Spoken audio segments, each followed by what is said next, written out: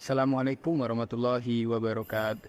Kami mohon perhatian teman-teman semua karena kalau perhatian dari doi kita udah nggak ada harapan. Di materi ini saya bersama teman-teman saya akan menjelaskan materi biaya tenaga kerja. Kami yang beranggotakan 5 orang, saya selaku moderator yang bernama Muhammad Abdul Kamil, dan pemateri selanjutnya akan dibawakan oleh Deo, yang selanjutnya akan dibawakan oleh Rehan, selanjutnya akan dibawakan Endin, dan yang terakhir adalah Ajis. Baik, saya akan membawakan materi yang pertama, yaitu pengertian biaya tenaga kerja. Tenaga kerja merupakan usaha fisik atau mental yang dikeluarkan karyawan untuk mengolah produk. Biaya tenaga kerja adalah harga yang dibebankan untuk penggunaan tenaga kerja manusia. Penggolongan menurut fungsi pokok dalam organisasi perusahaan. A. Biaya tenaga kerja produksi. Yang pertama, gaji karyawan pabrik. Yang kedua, biaya kesejahteraan karyawan pabrik. Yang ketiga, upah lembur karyawan pabrik. Yang keempat, upah mandor pabrik. Yang kelima, gaji manajer pabrik. Yang selanjutnya ada biaya tenaga kerja pemasaran. Upah karyawan pemasaran, biaya kesejahteraan karyawan pemasaran, biaya komisi pramuniaga, gaji manajer pemasaran, dan ada selanjutnya biaya tenaga kerja administrasi dan pungut. Yang pertama ada gaji karyawan, bagian akuntansi, gaji karyawan bagian personalia, gaji karyawan bagian sekretariat, biaya kesejahteraan karyawan bagian akuntansi.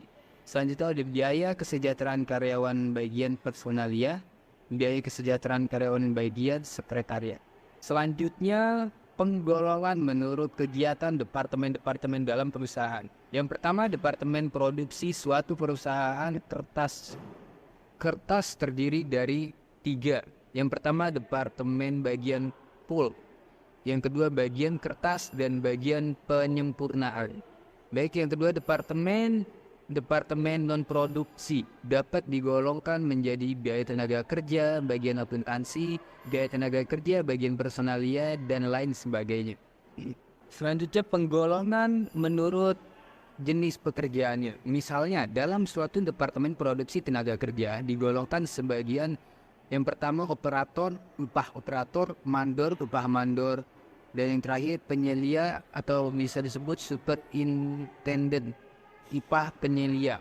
Penggolongan biaya tenaga kerja semacam ini digunakan sebagai dasar penetapan diferensiasi upah standar kerja. Terakhir, penggolongan menurut hubungannya dengan produk. 1. Upah tenaga kerja langsung diperlukan sebagai biaya tenaga kerja langsung dan diperhitungkan langsung sebagai unsur biaya produksi. Dan yang kedua, upah tenaga kerja tidak langsung. Ini disebut biaya tenaga kerja tak langsung dan merupakan unsur biaya overhead pabrik. Baik, selanjutnya akan dibawakan pemateri selanjutnya. Di sini saya akan melanjutkan materi tentang biaya tenaga kerja. Biaya tenaga kerja ini dapat dibagi ke dalam 3 golongan besar, yaitu yang pertama ada gaji dan upah reguler, yaitu jumlah gaji dan upah yang bruto dikurangi dengan potongan-potongan seperti pajak, penghasilan karyawan, dan biaya asuransi hari tua. Yang kedua di sini ada premi lembur. Premi lembur ini yaitu upah yang dibayarkan kepada karyawan karena karyawan tersebut telah melakukan pekerjaan yang melebihi jam kerja yang telah ditentukan oleh perusahaan.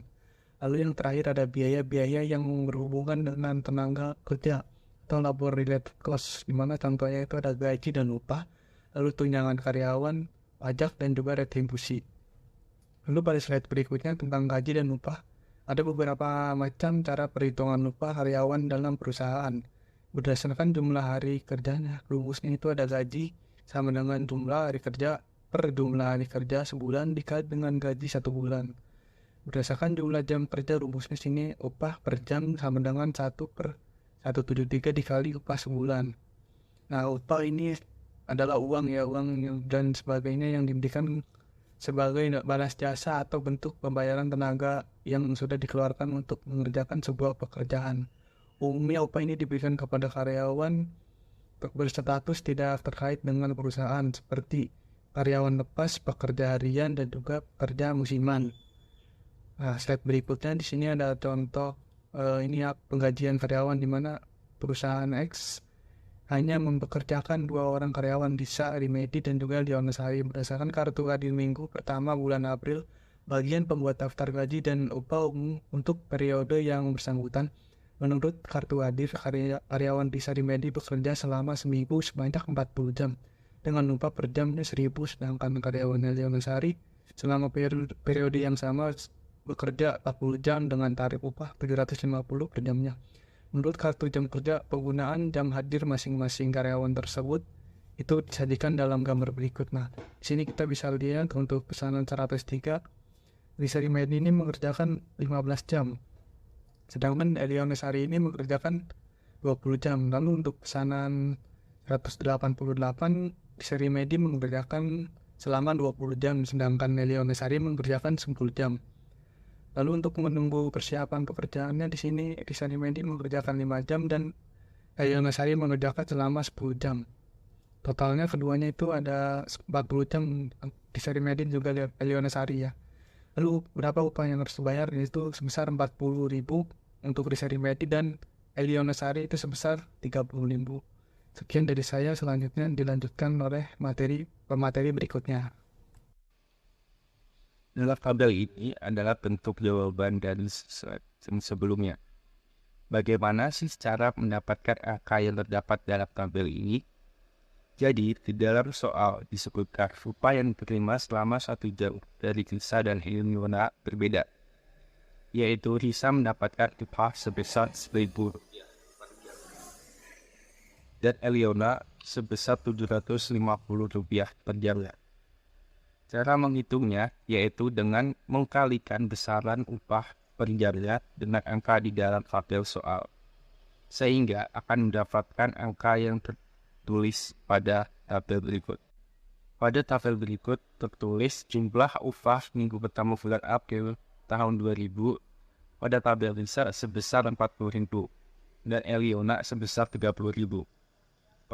Pajak penghasilan yang dipotong oleh perusahaan sebesar 15% dari upah minggu pertama bulan April tahun ini.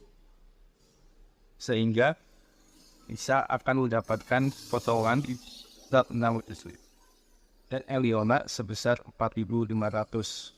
Sehingga jumlah upah bersih yang diterima oleh keduanya yaitu pada Risa akan mendapatkan sebesar 34.000 rupiah. Eliona akan mendapatkan 25.500 rupiah. Akuntansi biaya gaji dan upah. Pada tahap yang pertama, berdasarkan atas rekapitulasi gaji dan upah, bagian akuntansi kemudian membuat jurnal distribusi gaji dan upah sebagai berikut. Pada kolom debit, terdapat akun produk dalam proses untuk biaya tenaga kerja sebesar 57.500 rupiah. Dan biaya overhead pabrik sebesar 12.500 rupiah. Pada kolom kredit, terdapat akun gaji dan upah sebesar rupiah. Pada tahap yang kedua, atas dasar bukti kas keluar, bagian akuntansi akan membuat jurnal sebagai berikut. Pada kolom debit, terdapat akun gaji dan upah sebesar 70.000 rupiah. Pada kolom kredit, dapat akun utang pajak penghasilan karyawan sebesar 10.500 rupiah dan utang gaji dan upah sebesar 59.500 rupiah. Pada tahap yang ketiga, atas dasar daftar gaji dan upah yang telah ditandatangani karyawan, yaitu sebagai bukti telah dibayarkannya upah karyawan, bagian akuntansi akan membuat jurnal sebagai berikut.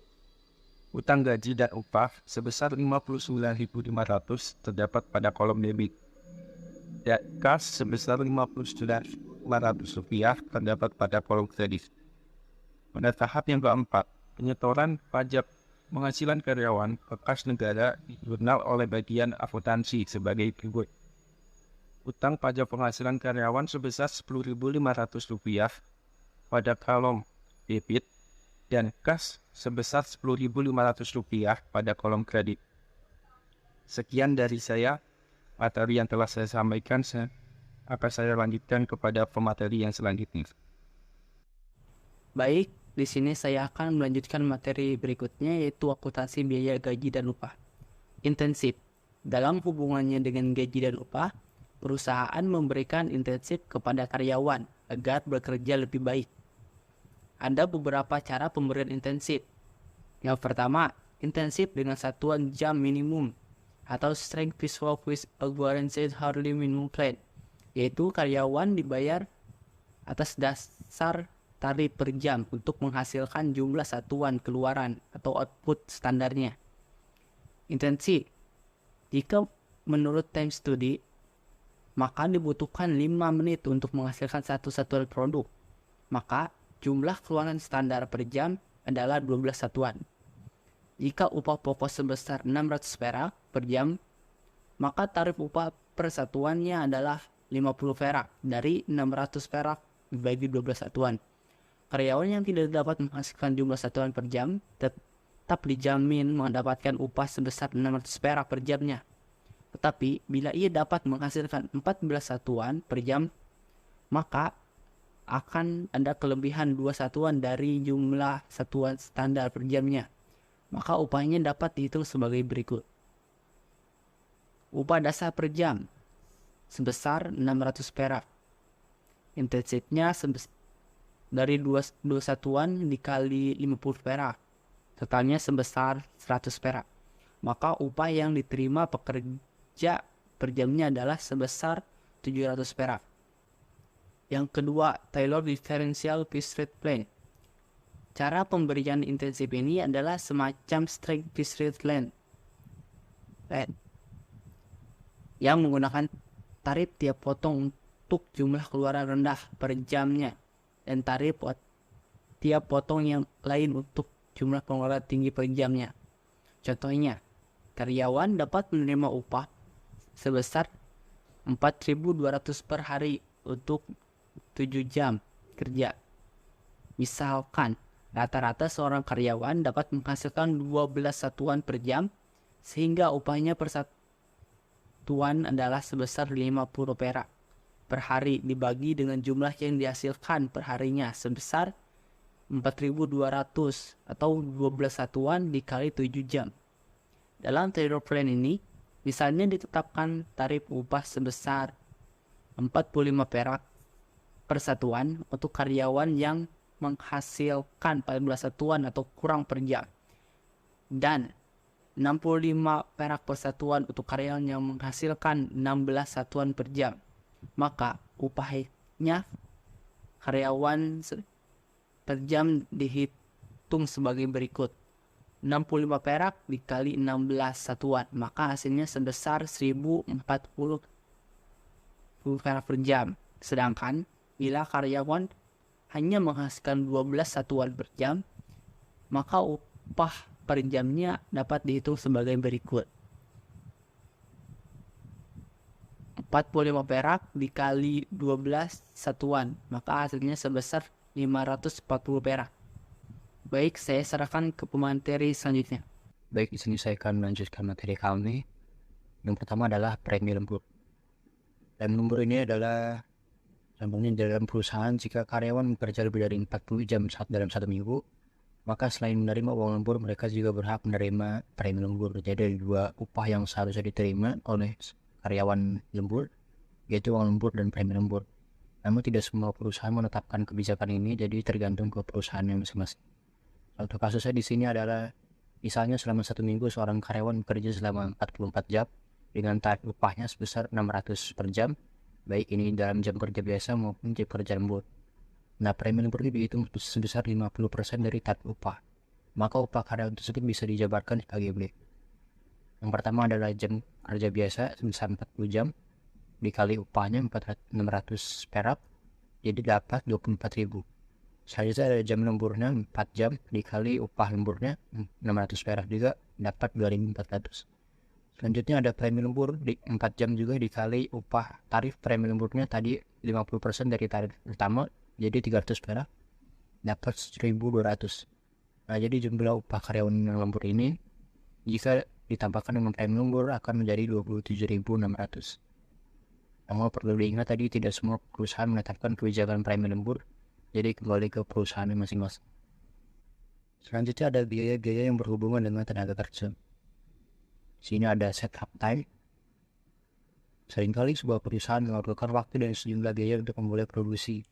Nah, biaya-biaya yang dikeluarkan untuk memulai produksi tersebut disebut biaya pemulai produksi atau setup cost.